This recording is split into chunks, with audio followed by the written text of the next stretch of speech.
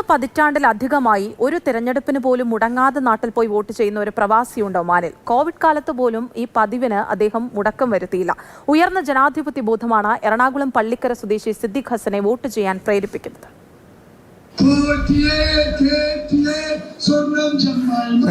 നാട്ടിലെ ഇലക്ഷൻ വാർത്തകൾ ശ്രദ്ധയോടെ വീക്ഷിക്കുന്ന സിദ്ദിഖ് ഹസൻ വീണ്ടും നാട്ടിലേക്ക് പോവുകയാണ്.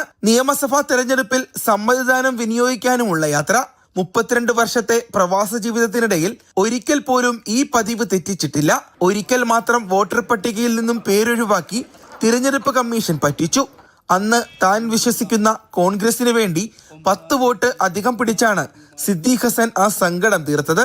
1988 എനിക്ക് വോട്ടവകാശം വരുന്നത്. അതുപോലെ തന്നെ 1995 നടന്ന പഞ്ചായത്ത് ഇലക്ഷനിലാണെങ്കിലും പിന്നീട് നടന്ന നിയമസഭാ ഇലക്ഷനുകളിലും പാർലമെന്റ് ഇലക്ഷനുകളിലും എല്ലാം തന്നെ ഞാൻ നാട്ടിൽ തെരഞ്ഞെടുപ്പ് പ്രവർത്തനങ്ങളിൽ സജീവമാവുകയും തെരഞ്ഞെടുപ്പിൽ ജനാധിപത്യ മൗലിക അവകാശം വിനിയോഗിക്കുകയും ചെയ്തിട്ടുണ്ട്. മസ്കറ്റിൽ ബിസിനസ്സുകാരനായ എറണാകുളം പള്ളിക്കര പെരിങ്ങാല സ്വദേശിയായ സിദ്ദിഖ് ഹസൻ OICCയുടെ മുൻ പ്രസിഡന്റ് ആയിരുന്നു.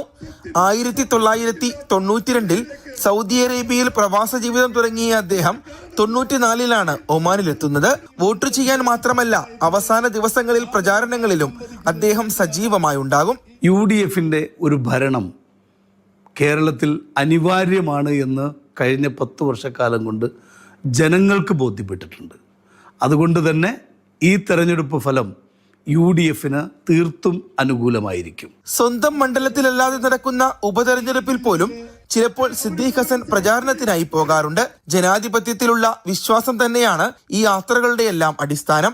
Mathrubhumi news, Muscat.